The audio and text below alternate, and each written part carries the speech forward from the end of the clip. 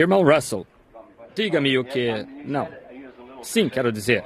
Ele disse, assim eu vejo, para cima deste lado. Mas não muito deste lado. Bem, nós, sem dúvida, estamos alegres de estar aqui com o irmão Russell e sua igreja novamente esta noite. E eles têm alguns ventiladores se vocês tiverem a eletricidade. Assim, fiquem realmente à vontade. Eu me sentei no carro e esperei até praticamente na hora de entrar, porque eu sabia que estaria quente. Parece, em Indiana, que temos inverno e então temos verão. Então, vamos direto ao inverno novamente.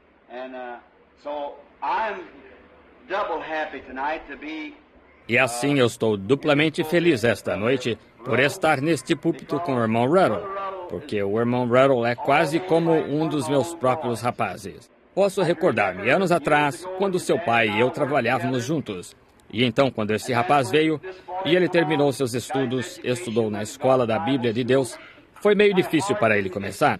Parecia que ele simplesmente não queria se soltar de alguma maneira. Ele era acanhado, tímido, mas finalmente se esforçou para se soltar, e estes são os frutos do seu esforço. E eu penso eu mesmo que o irmão Russell está apenas começando. Isto é somente o começo. E é difícil saber o quanto isto crescerá. Espero que cubra as escuras florestas aqui em cima. Eu estava comentando com alguém do lado de fora, o irmão Mike Egan. Há alguns anos eu costumava caçar esquilos por aqui. Como as coisas tomam o controle. Parece que a civilização simplesmente toma o controle. Não teremos nenhum lugar para caçar esquilos ou coelhos de modo algum se este lugar continuar crescendo por aqui. Como somente há alguns anos, aqui no velho lugar onde fui criado, ora, você teria de andar 1 milha para encontrar um vizinho. Agora, não se pode jogar água pela porta dos fundos sem que se jogue na porta dele. Assim, simplesmente estão todos amontoados. É bom estar aqui, e eu não vou segurá-los muito. O irmão Russell pediu-me há algum tempo para vir aqui ao tabernáculo para orar pelos enfermos. Eu penso, uma coisa que isto faz a um jovem ministro como este, quando nós vimos e oramos pelos enfermos, e especialmente se nosso Senhor tão somente nos mostrar um pouco da sua glória, isto fortalecerá esta jovem igreja. Vejo alguns dos meus amigos do tabernáculo aqui, e alguns dos síndicos e assim por diante. E agora muitas destas pessoas têm visto o Senhor curar os enfermos. E, bem, se Ele somente fizer isto para nós esta noite, vir à cena, em sua glória, isto fortalecerá a fé das pessoas. Isto lhes dará uma esperança. Isto ajudará o irmão Russell, porque o irmão Russell está determinado a pregar o evangelho completo. Agora, eu ficaria desapontado com ele se não o fizesse. Tenho certeza que o Senhor ficaria. Assim, e então, ele vai ficar firme com isto.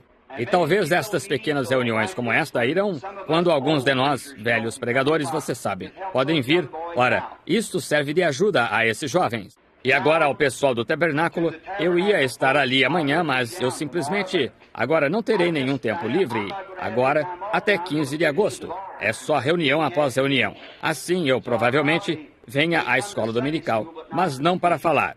E fiquei pesaroso em ficar sabendo, há apenas cerca de 1 hora, que o irmão Neville, nosso pastor, sua cunhada foi sepultada hoje. Gostaria de saber se o tabernáculo tomou conhecimento disso. Não creio que o irmão Neville esteja aqui. Eu olhei por toda parte antes de dizer isto. Gostaria de saber se souberam para enviar flores para lá. Eu simplesmente não sei. Acabei de ficar sabendo disto há poucos momentos. Billy me disse que alguém lhe contou que a cunhada do irmão Neville foi sepultada hoje. Sem dúvida fico pesaroso em ouvir isso. Ela era parente distante minha por casamento. E fico pesaroso em ficar sabendo disso, sua partida. Mas 2 amigos meus jazem lá esta noite. Dave Wright e o Sr. Hansen. Eu nem ao menos soube que estavam enfermos. Ambos morreram em hospitais ontem e esta manhã, eu creio. Assim, isto serve para mostrar uma coisa, que não estamos aqui por muito tempo. Estamos nos movendo direto fila abaixo. Não sabemos quando é que Deus vai tirar nosso número do porta-cartões lá em cima.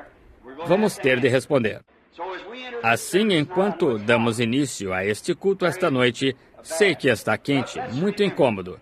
Mas lembremos-nos de que vimos aqui para fazer o melhor que podemos para mostrar a Deus que somos sinceros e o amamos. E queremos que cada pessoa aqui que não o ama Apaixone-se por Ele esta noite. Todos os que não creem nele, queremos que vocês creiam nele esta noite de todo o coração, para que esta reunião possa ser algo que venha a ser um marco histórico aqui neste tabernáculo, para que vocês possam apontar para esse tempo e dizer: aquela noite o Senhor veio a nós e fez assim e assim.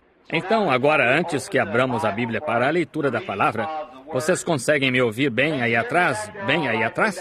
Gostaria de saber por aqui se vocês conseguem ouvir bem? Está bem aí? Não vi muitos acenos de cabeça. E assim está melhor? Muito bem. Apenas mantenha isso exatamente assim, então. Agora, inclinemos a cabeça só por um momento para a oração. E eu gostaria de saber, na solenidade deste momento, haveria alguém aqui que gostaria de ser lembrado em oração levantando as mãos? Deus os abençoe, cada um. Ele vê e sabe.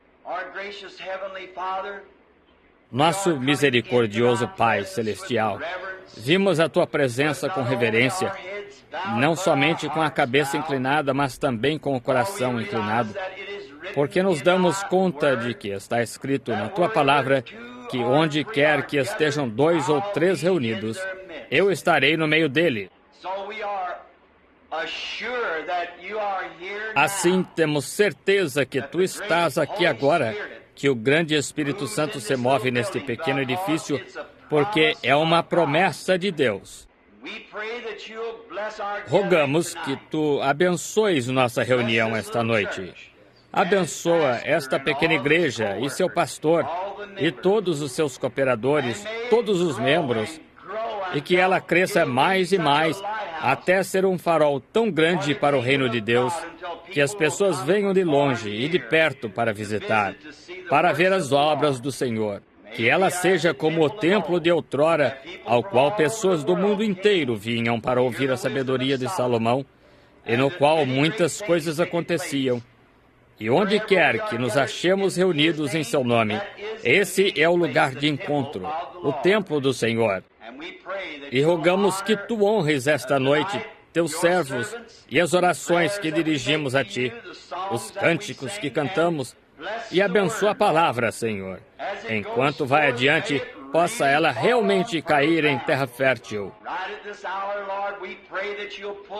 Agora mesmo, Senhor, rogamos que Tu arranques todo espinheiro verde, toda a raiz de amargura e toda a incredulidade do coração das pessoas, para que a palavra possa cair em solo bom, rico e fertilizado, para que produza grandes resultados para estas pessoas. Abençoa todos que levantaram as mãos. Tu os viste e conheces suas necessidades. Concede-nos isto, Pai, através do nome do Teu Santo Filho, o Senhor Jesus, nós pedimos. Amém.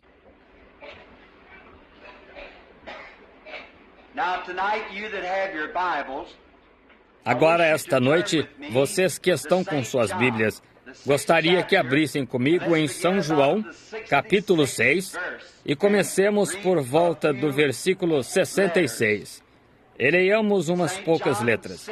São João 6, 66. From that time, many of his disciples went back and walked no more with him. Desde então, muitos dos seus discípulos tornaram para trás e já não andavam com ele. Então disse Jesus aos 12: Quereis vós também retirar-vos? Respondendo-lhe Simão Pedro: Senhor, para quem iremos nós? Porque Tu tens as palavras da vida eterna.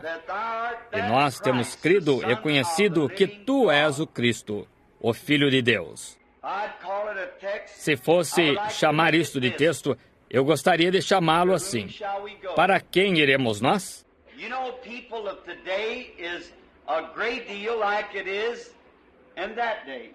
Vocês sabem, as pessoas hoje são bastante como eram naquele dia. As pessoas caminham sem saber para onde estão indo e parecem não se importar, simplesmente à vontade para irem aonde quer que queiram e como pessoas que vivem em busca do prazer. É mais ou menos como era quando ele deixou Deus no Jardim do Éden e foi deixado para tomar suas próprias decisões. Ele pura e simplesmente deixa Deus fora do quadro e vai para onde quer que deseja, como que louco por prazer. E ele não mudou muito em seus pontos de vista. Ele não mudou muito em suas ideias. Ele ainda quer sua religião de folha de figueira, você sabe. Ele quer fazê-la ele mesmo e cobrir-se a si mesmo e afastar-se como, mais ou menos, eu diria, mais ou menos como alguém que está satisfeito, que se satisfaz a si mesmo, se essa palavra soa de modo sensato. Ele está se fazendo crer que está satisfeito, quando, no fundo da alma, ele sabe que está errado. Ele sabe que qualquer coisa que o homem tenha a fazer, para começar, está poluído. E ele não conseguiria nem mais um pouco salvar-se do que saltar para a lua com o cadarço de sua botina. Ele não pode fazê-lo. Ao tentar fazê-lo, ele é como o leopardo tentando lamber suas manchas para removê-las. Ele somente faz que seus pecados apareçam mais destacadamente. Mas ainda assim, ele não quer ouvir. Ele somente vagueia de um lado para o outro. Mas Pedro, naquele dia, pode responder como muitos de nós esta noite. Ele tinha encontrado algo diferente. Ele tinha encontrado Jesus. E ele sabia que ali estava algo mais do que apenas vaguear. Qualquer um que alguma vez se encontre com Jesus, nunca mais quer vaguear. Algo lhe acontece quando ele se encontra com Jesus. Ele nunca mais é o mesmo. E este Pedro tinha se encontrado com Jesus. E ele tinha encontrado algo em Jesus que era diferente de qualquer outro. Nunca houve um homem como Jesus. E ele tinha encontrado esta grande coisa nele que o fez fazer esta pergunta: Senhor, para quem iríamos nós? Jesus disse: agora, se quereis ir com os outros 70, estáis livres. Simplesmente segui em frente e ide. Mas Pedro disse: para onde iríamos nós? Para quem poderíamos ir? Porque somente tu tens a palavra da vida eterna. Ninguém mais a tinha senão ele. E Pedro tinha estado com ele por tempo suficiente e tinha visto seus milagres e sinais e maravilhas de Deus. E sabia que essa era a verdade, que ele tinha a palavra da vida eterna. Oh, se somente pudéssemos ficar com ele o suficiente para reconhecer isso, que somente ele tem a palavra da vida eterna. Agora, o que Jesus tinha que era tão diferente de qualquer outro? Por que ele era diferente do rabino? O rabino era um sacerdote. Ele era um mestre, um erudito. Provavelmente, na instrução do mundo, muito além de Jesus. Não temos registros de que Jesus alguma vez tenha frequentado uma escola ou aprendido alguma coisa do homem. Ele não necessitava disto, ele era o Filho de Deus. Era revelado a ele do céu o que fazer. E esta revelação celestial tinha causado tal impressão nestes discípulos que Pedro falou: para quem iríamos nós para encontrar isto? E é simplesmente tão real esta noite. Para onde iríamos nós para encontrar isto se não viéssemos a ele? Agora, anotei aqui em um pedaço de papel 7 razões ou 7 coisas razões pelas quais devemos vir a Jesus. Quero falar sobre estas 7 coisas pelos próximos 20 ou 30 minutos apenas, antes de orarmos pelos enfermos. Ora, o que é que Jesus tinha que era diferente? Por que ele deveria ser o único? A primeira coisa, Jesus disse: eu sou o caminho.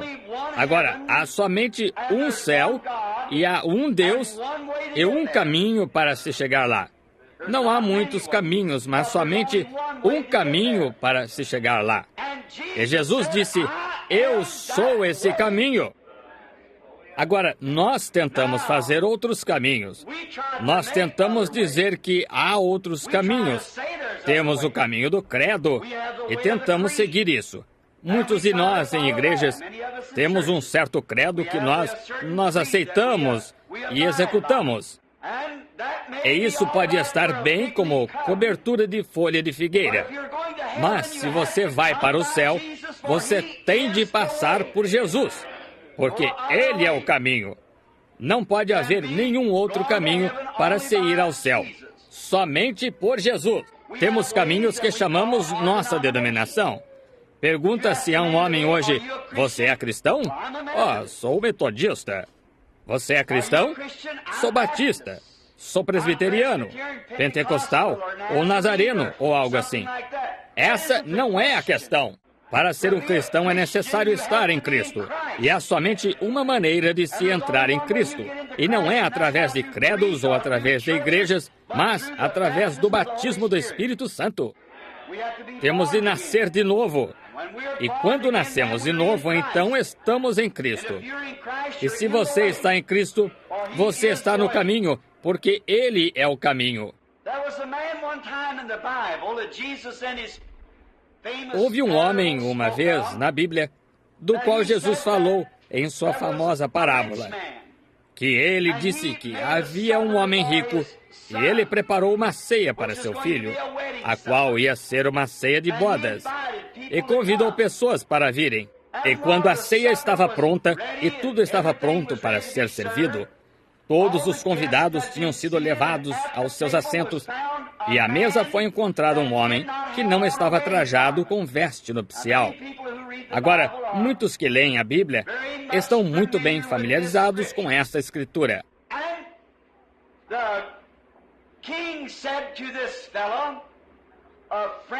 E o rei disse a este indivíduo, amigo, por que estás aqui sem veste nupcial? A pergunta foi feita, por que vieste sem veste nupcial? E notaram vocês, a Bíblia diz que ele emudeceu. Ele não teve nenhuma justificativa. Agora tive o privilégio de estar em lugares no Oriente e assistir casamentos orientais. Eles não mudam os mesmos costumes por milhares de anos. Agora, quando há uma ceia de casamento a ser celebrada em honra de alguém, o noivo fornece vestes para todas as pessoas que entram, porque seus amigos consistem de pobres, ricos e medianos.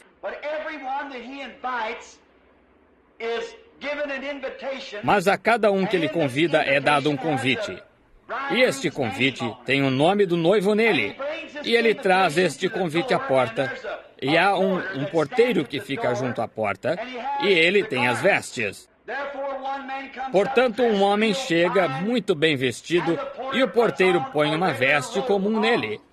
O próximo homem que chega é medíocre. Ele não está vestido muito mal, mas ele recebe o mesmo tipo de roupa que o rico recebeu. E então o próximo indivíduo que chega, sem dúvida que tendo sido convidado à ceia, e tamanha honra para seu amigo, que ele lavou suas roupas e fez tanto para se aprontar. Mas ele somente fez isto em vão. Assim é nós. Não há nada que possamos fazer acerca disto. Deus proveu nossa salvação através de Jesus Cristo. E não é pelo que possamos fazer ou por quantas coisas boas que possamos fazer. O que está bem, nada a dizer contra isto, mas pela graça sois salvos por meio da fé. E então este homem pobre recebe o mesmo tipo de roupa que o homem rico recebeu e o outro homem recebeu. Então, quando estão assentados à mesa, todos parecem iguais. Agora, o que aconteceu com esse homem? O que aconteceu? Ele emudeceu, porque ele tinha subido por uma janela ou entrado por uma porta lateral, ou entrado por algum outro caminho, além do caminho provido para ele. E ele tinha ficado sem receber a roupa. É assim que vai ser no dia do juízo. Há outros caminhos. Há caminhos da igreja. Há caminhos de credos. Há caminhos de diferentes coisas. Mas Jesus disse, eu sou esse caminho. Em São João 10 ele disse, eu sou a porta do curral das ovelhas. E as pessoas hoje, do mesmo modo que eram naquela época, elas simplesmente recusam-se a tomar esse caminho. Elas querem seu próprio caminho. Elas pensam que é igualmente bom. Aqui, há algum tempo, creio que foi em Louisville, havia um jovem. e ele tinha algo errado com um dos seus ouvidos. Bem, ele foi ao seu médico e seu médico o manteve em observação por várias semanas. E piorou. Finalmente, o médico disse: tenho de encaminhá-lo a um especialista.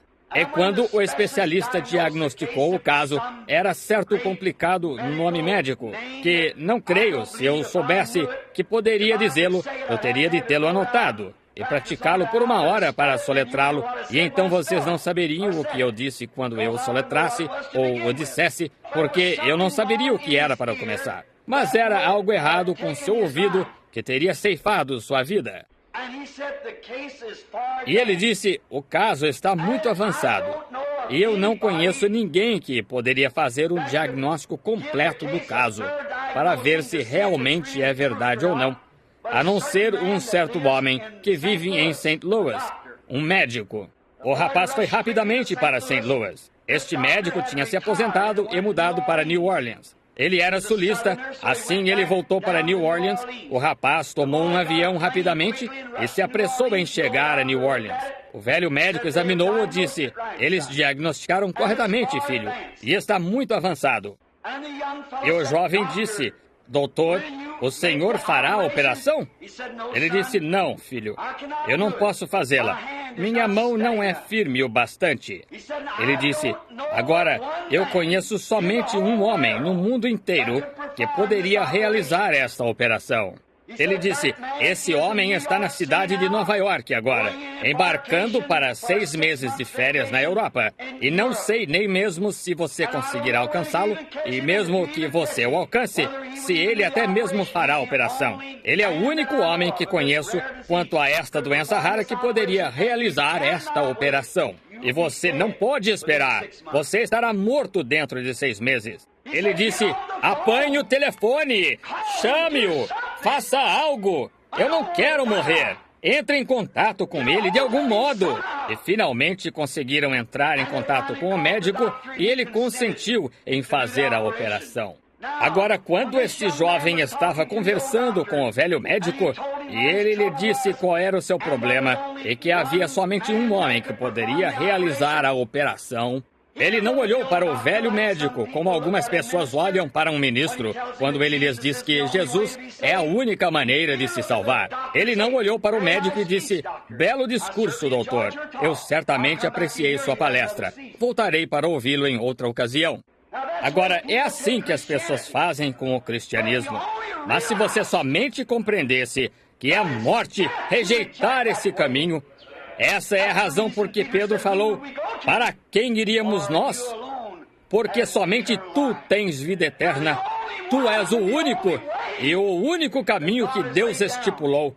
E isso é vida eterna. Agora, devemos recordar que Ele é o caminho. E se você está em Cristo, você entra em Cristo ao nascer em Cristo.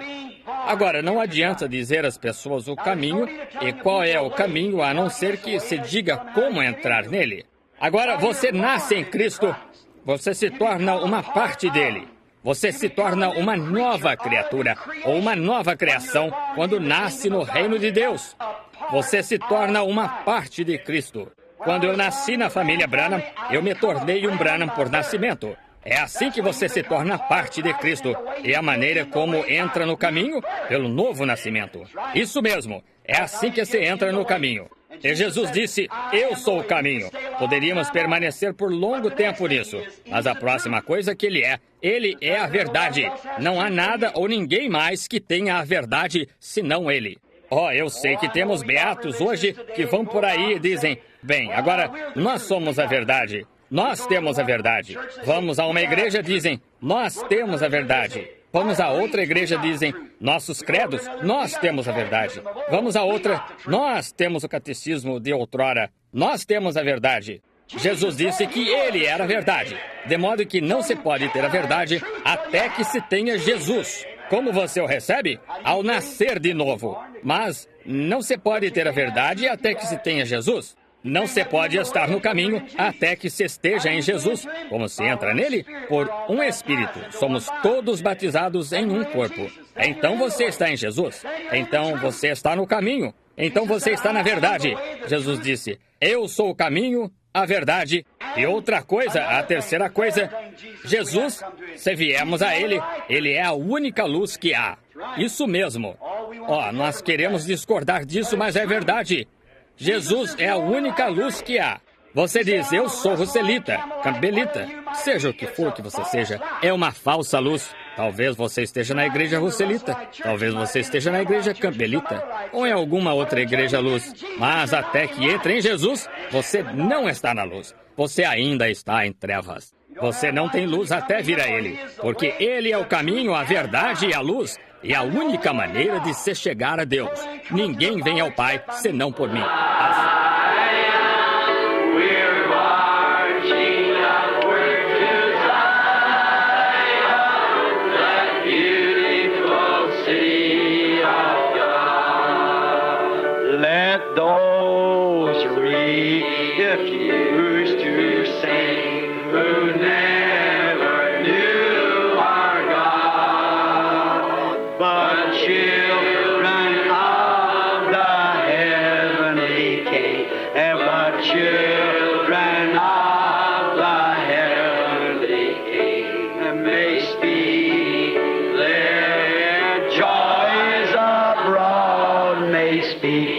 The